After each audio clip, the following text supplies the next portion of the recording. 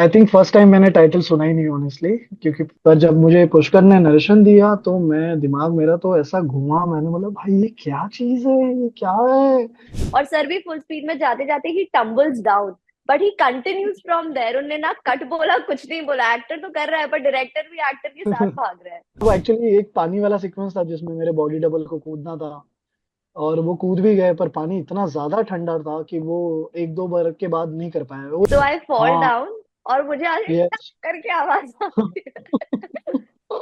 पत्थर के मेरे सर पे इतने जोर से वो पत्थर लगा है। So this is Shantini from Filmy Beat, and we are conducting an interview of Mayur and Palak. So hi Mayur, hi Palak. We are hi. here for Black, White, and Grey Love Kills. So am I audible? Hi. Yes, you are audible. Okay. So Black, White, and Grey Love Kills. Such an intriguing title. What was your first reaction when you heard the title? My question to both of you. I think first time मैंने title सुना ही नहीं honestly. क्योंकि पहली बार तो मुझे audition के लिए scene आया था। तो वो मैंने देखा, उसके बाद बहुत टाइम बाद मुझे पता चला कि इस शो का नाम ब्लैक व्हाइट एंड ग्रे है। तब मैंने पूछा कि ये इसका क्या मतलब है मतलब ये क्यों है ये ब्लैक व्हाइट और ग्रे। और जब शो किया, जब नरेशन देखा, नरेशन सुना, तब समझ में आया कि अच्छा ये शो ऐसा क्यों है, ऐसा क्यों कहलाता है। And it is a very unique title I would say. Like people will ask, and जो टाइटल एक क्यूरियोसिटी जिसको पैदा करनी चाहिए एक टाइटल को, I think black white and grey have that curiosity in it. या he is right, black white and grey. तो it's such an English term कि आपको सोचने पे मजबूर करता है कि कॉन्सेप्ट किस तरीके का हो सकता है। आपको किसी भी चीज में और किसी जॉनर का डायरेक्शन नहीं दे रहा है कि रोमांस होगा, थ्रिलर होगा, क्या होगा। बट जब आप शो देखते हो तब आपको समझ में आता है कि ओ, इसका नाम ब्लैक व्हाइट एंड ग्रे क्यों रखा गया है। जब मैंने पहली बार टाइटल का नाम देखा था, सुना था, I think I was very excited to see कि मतलब इस शो में ऐसा होगा क्या, कि क्योंकि हर शो का नाम रिलेटेड होता है ना किसी चीज से। तो इसका रिलेशन और स्टोरी लाइन का रिलेशन क्या है दोनों का, तो वो बहुत ज्यादा अच्छा है। Okay. What were the parameters that you took into consideration before signing up for the roles? Actually I was the two very excited. या क्योंकि जिस एक्साइटमेंट से पुष्कर ने मुझे चीजें बताई थी, जो हमारे डायरेक्टर है, उसकी एक्साइटमेंट देख के मुझे बड़ा मजा आया कि मैंने बोला ये कुछ नया बनाना चाहते हैं। The energy was not a regular normal energy. तो मैं एक्चुअली एनर्जीज पे शोज डिपेंड करता है मेरा। और ज्यादातर ये होता है कि हम कहाँ शूट कर रहे हैं। तो फाइनली ये था कि हम शूटिंग मुंबई में नहीं कर रहे, तो मैं ऐसे ही ऑन बोर्ड था आदि चीजों से। Then I got to we are shooting in Rishikesh, I was like yes I am doing it. तो मैं ज्यादातर शोज जो करता हूँ वो इस बिहाफ पे करता हूँ कि मैं मेरे को कहाँ घूमने मिलने वाला है, rather than shooting in Mumbai. And अगर मुंबई में शूट करना है तो फिर मैं स्क्रिप्ट 4 बार पढ़ता हूँ, कि देखता हूँ मैं भाई कि हाँ ये मुंबई में शूट करने लायक है और मैं यहाँ शूट करने लायक हूँ। तब जाके मैं शो करता हूँ। बट इस शो के बारे में अगर मैं ये बताऊं ऑनेस्टली, अंकिता जो हमारे शो के राइटर है, उसने मुझसे पूछा था कि यार तूने तो ये शो पढ़ा भी नहीं और तूने हाँ कैसे बोल दिया। और मैंने उसको बोला था ऑनेस्टली अगर मैं बताऊं तो तुम दोनों से मैं मिलके जो एनर्जी मुझे मिली थी, वो एनर्जी इतनी अद्भुत थी and which was so unique. And I felt कि you guys are doing want to do something and I don't mind contributing anyhow, जैसे मैं मेरे पास पॉसिबिलिटीज है। तो आई थिंक पुष्कर की एनर्जी ने मुझे ये शो को हाँ बुलवाया है। And मेरे लिए Palak? Parameter, for me the parameter, the biggest parameter was कि इसका format of the show is very different from the usual show. It's a mockumentary style, it's fictional documentary. और फिर दूसरा पैरामीटर ये था कि जो कहानी है वो बहुत ज्यादा थ्रिलिंग है, बहुत ज्यादा ऐसी कि आपको प्रिडिक्ट करने के लिए चाहिए रहता है कि आगे शो में क्या होगा और क्या होगा। और फिर जैसे रेवलेशंस होते जाते हैं उसमें आपको सरप्राइजिंग एलिमेंट मिलता जाता है। तो story as a whole is something कि आपको एक अच्छी कहानी का पार्ट बनना है। And then my next parameter was कि मेरा कैरेक्टर क्या है, और मेरे कैरेक्टर की भी जो पोटेंशियल है और जो उसकी चॉइसेस हैं वो कैसे काम करती है, वो खुद कैसी लड़की है, वो सब मेरे लिए सारे बहुत बड़े पैरामीटर्स थे। फिर उसके बाद मयूर का ऑनबोर्ड आना, Pushkar, Sai, I had seen their work. Pushkar sir ने दिखाया था जो उन्होंने पहले मूवी बनाई थी वेलकम होम। वो देख के तो फिर मेरा माइंड ही हिल गया था। देन आई वाज लाइक कि ऐसी टीम के साथ काम करना, you want to work under such a director जो मतलब जो इतनी फैंटास्टिक चीजें बना सकते हैं। So the whole team was on board with the same thing. So these were my main parameters. What was your approach towards the character? Did you guys undergo any training for the same? Uh, Training particularly for scenes, I think जो हमारे intimacy scenes थे उसके लिए हमने workshop की थी। So that was one thing that we did, और बाकी तो I think individual preparations जो चली है characters के लिए वो थी। And Mayur? सेम सेम यही था। ये था कि पुष्कर ने ऑलरेडी मुझे बताया था कि बहुत सारी रनिंग है इस शो में, और बस बॉडीली फिट रहना, कोशिश करना कि तुम इंजर्ड ना हो, ज्यादा इंजरीज मत करवा लेना। तो वो वही सब था। और क्योंकि नरेशन मैंने सुना नहीं था तब तक, मैंने स्क्रिप्ट पढ़ भी नहीं पाया था, मौका नहीं मिल पाया था मुझे। पर जब मुझे पुष्कर ने नरेशन दिया तो मैं दिमाग मेरा तो ऐसा घुमा, मैंने बोला भाई ये क्या चीज है, ये क्या है। सो आई वॉज वेरी एक्साइटेड। और नॉर्मली मुझे मतलब जिस तरह की प्रिपरेशन चाहिए थी इस शो के लिए, अगर मैं 2 महीने पहले से तैयार होता इस शो के लिए तो शायद मैं कुछ गड़बड़ कर देता। पर फॉर्चुनेटली चीजें वैसी ही हुई जैसे मैं चाहता था। क्योंकि कभी कभी आप क्या ज्यादा ज्यादा प्रिपेयर हो जाते हो, वो भी बहुत खतरनाक होता है। तो I think for this kind of show you need a different kind of preparation where you are like you know आपको आधी चीजें पता भी है, आधी चीजें नहीं भी पता है। वो एक जो स्पेस होता है ना, वो मैं भी ये चाहता था। मुझे समझ में आया डायरेक्टर ने मुझसे बाद में क्यों बोला कि अभी आप पढ़ना ही मत, आप सीधा सेट पे आना और हम देख लेंगे क्या करना है।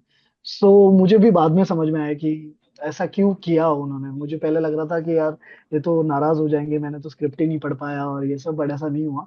I think the script also demanded that मेरे को कम चीजें पता रहे, क्योंकि वो एक सरप्राइज जो एलिमेंट होता है स्क्रिप्ट का वो खत्म हो जाता है। आप इतना ओवरडू कर जाते हो और आप इतना सोचते हो फिर उस कैरेक्टर को लेके ना, तो उसका जो एक चार्म होता है ना, वो थोड़ा कहीं खत्म हो जाता है, एक स्पॉन्टेनिटी जो होती है वो खत्म हो जाती है। तो वो इस शो के लिए बहुत इंपॉर्टेंट थी। तो जैसे हम करते रहे प्रिपरेशन वैसे होती रही। बस ये था होती कि रही। वेदर थोड़े हैवी थे। हाँ, हम लोग गर्मी में शूट कर रहे थे तो थोड़ा परेशान हो रहे थे कि यार गर्मियों में ऐसे सीन्स, एक्शन सीक्वेंस कैसे होंगे, भागने वाले सीन्स कैसे होंगे, और नागपुर की गर्मी। बट फॉर्चुनेटली हम लोग थोड़ा सही टाइम फ्रेम में थे, अगर नागपुर को दिमाग में रखे। क्योंकि मई अप्रैल मार्च नागपुर में बहुत ब्रूटल होता है और मैं गर्मी से थोड़ा ज्यादा डरता हूँ। तो वो मुझे, मैं सोचने पे मतलब, जैसे मैं अच्छे वेदर में जाके आप शांति से काम कर सकते हो, वैसे मेरा गर्मी में नहीं हो पाता है। गर्मी में मेरा ऐसा होता है, आप मुझे बताओ मैं कर दूंगा, आप सिर्फ बताओ, मैं अपना दिमाग नहीं यूज करूंगा। तो वैसी चीजें नहीं हुई फॉर्चुनेटली शो के साथ। तो हाँ। So, any amusing anecdote you would like to share that might interest the audience from the set, of course. From the a, set, एक तो सीन जो मयूर बता रहा था, जो उसका सीन था पानी में अपने पाप धोने के, गंगा में। चल मैं पाप गंगा धोने में जो उसमें जो उसको पानी में जाना पड़ता है, जो हम लोग एनेक्डोट्स वर की हमने अपने सीन्स खुद किए हैं। और action master was also on the set. और we had to be very careful. मतलब एक पैच है जहाँ पे हम एक कैरेक्टर के पीछे भागते हैं, और उस टाइम पे Pushkar sir had a camera in his hand, तो वो भी शूट कर रहे थे और ड्रोन का भी शॉट चल रहा था। तो हमें उसमें भी उनको बचना था कि ड्रोन में वो ना दिखे, और मैं भागती हूँ और वो साथ में भागते हैं। तो मैं तो फुल स्पीड में भाग रही हूँ क्योंकि मुझे तो अपने उसमें जाना है, और सर भी फुल स्पीड में जाते जाते ही tumbles down, but he continues from there. उनने ना कट बोला, कुछ नहीं बोला। एक्टर तो कर रहा है पर डायरेक्टर भी एक्टर के साथ भाग रहा है। तो बहुत बहुत अच्छा एक्चुअली था। हमसे ज्यादा Pushkar was very excited, and the kind of energy we wanted from the director, वो या वो पूरी वो पूरा पुष्कर दे रहा। क्योंकि मैं जहां पे ऐसे हो जाता था कि यार कभी वापस भागना पड़ेगा, तो वो मुझसे पहले तैयार होता था कैमरा लेके कि चल मैं तैयार हूँ, मैं तैयार हूँ। लाइक भाई था, रुक जा थोड़ा, और सांस सांस ले। There was one more that I remember. Mayur, do you remember जब अपन वहां पे ऋषिकेश में थे पास में, हमारे एक बहुत ही इंटेंस सीन चल रहा है, मैं ऐसे गिरती हूँ जमीन पे, और वहां पे ना हाँ पत्थर रखे रहते हैं। सो आई फॉल हाँ। डाउन, और मुझे आगे टक यस। करके आवाज आती है। पत्थर के मेरे सर पे इतने जोर से वो पत्थर लगा है, but then I was like you have to continue this take, अब लग गई है अब तो और अच्छा रिएक्शन आएगा ना, नेचुरली आएगा, कुछ सोचने की करने की जरूरत नहीं है। और उसके बाद सब करेक्ट। शांत, और सबको सुनाई दे गया था सेट पे कि इसको जोर से सर पे लग गया। Okay. हाँ बस बाकी So, यही था, वो एक्चुअली एक पानी वाला सीक्वेंस था जिसमें मेरे बॉडी डबल को कूदना था, और वो कूद भी गए, पर पानी इतना ज्यादा ठंडा था कि वो एक दो बार के बाद नहीं कर पाए। वही एक्टर्स और रियल लाइफ इंसिडेंट्स हाँ। में यही फर्क होता है।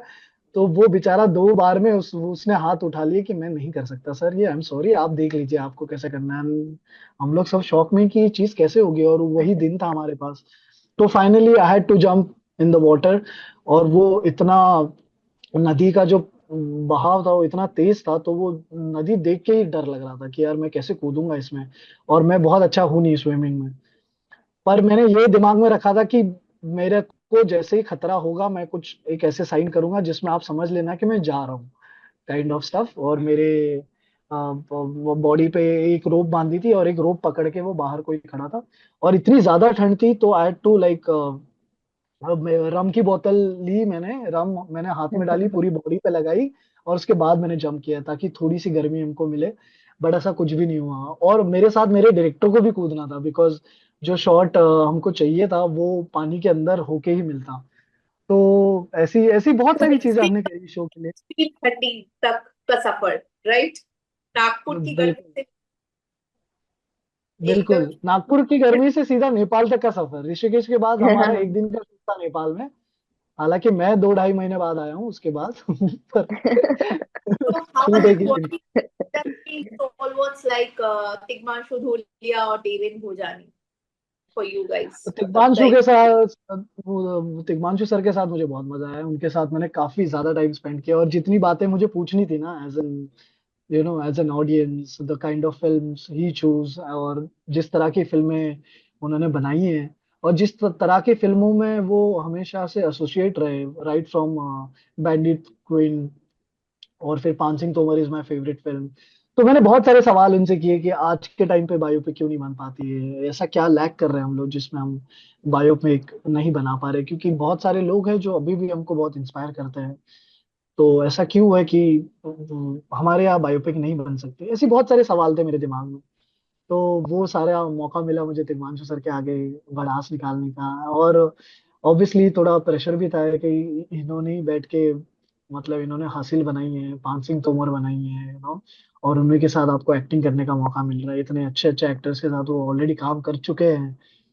तो वो सारा भी मेरे दिमाग में कहीं ना कहीं भाग रहा था ना, मैंने बोला यार ये अगर ये मैं सोचूंगा तो फिर मैं काम नहीं कर पाऊंगा। बट तिग्मांशु सर ने भी इतने ओपन हार्टेडली मुझे रिसीव किया, और इतने अच्छे से, मतलब कहीं से मुझे ये महसूस नहीं होने दिया कि मेरे पास बहुत ज्यादा एक्सपीरियंस है और देखो मैं कितना काम करके आ रहा हूँ, ऐसा कुछ भी नहीं किया। और मुझे एक इंसिडेंट याद है Tigmanshu sir, because he is a director. तो वो हम लोग एक सीन करने वाले थे, तो मैं उनके साथ ही गाड़ी में आया, और जो हमारे एक्शन डायरेक्टर थे वो ऑलरेडी उस सीन को उन्होंने कोरियोग्राफ कर लिया था अपने दिमाग में कि ऐसा होगा फलाना होगा ढिमका होगा ये होगा। तो जैसे हम सेट पे पहुंचे तो हमको दिखाया गया कि ये कोरियोग्राफी होगी आपके एक्शन की, कि आप हीरोगे, ये आएंगे वो आएंगे। एंड सडनली तिग्मांशु सर ने, जो एक्शन हो रही थी उसके पीछे एक घास थी, टाइगर ग्रास बोलते हैं जिसको, जो टाइगर होता है वो छुपने के लिए या सोने के लिए वो घास इस्तेमाल करता है उसको, इसलिए उसको टाइगर ग्रास बोलते हैं। तो तिग्मांशु सर ने वो टाइगर ग्रास देखा, और उन्होंने बोला कि हम लोग ये सीन यहाँ क्यों कर रहे हैं, हम लोग ये सीन वहां क्यों नहीं कर रहे हैं। तो अचानक 2 मिनट की शांति हो गई, everybody is watching Tigmanshu sir की, sir I think you are not the director. But किसी के बोलने से पहले ही ओनली रियलाइज कि अच्छा वो, सॉरी सॉरी, मैं तो डायरेक्टर नहीं हूँ, सॉरी मुझे नहीं बोलना चाहिए, पर अगर तुम वो ये सीन वहां शूट करोगे तो अच्छा लगेगा, मतलब बाकी तुम देख लो।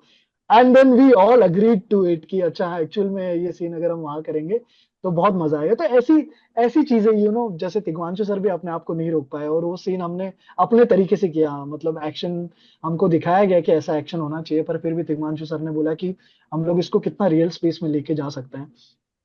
तो ऐसी बहुत सारी चीजें तिग्मांशु सर के साथ मुझे वो करने का मौका मिला, काफी ज्यादा टाइम, क्योंकि हमारा ड्राइविंग सीक्वेंस था तो मैं ज्यादातर ड्राइव कर रहा हूँ, वो बैठे हुए हैं। तो वो हम लोग का गाड़ी, जब भी हमारा सीन नहीं होता था तो हम लोग कहीं गाड़ी निकाल के कहीं तालाब वालाब के बगल में पीछे खड़े हुए हैं, बातें कर रहे हैं। फिर जाके कहीं और कहीं खड़े हुए हैं, बातें कर रहे हैं।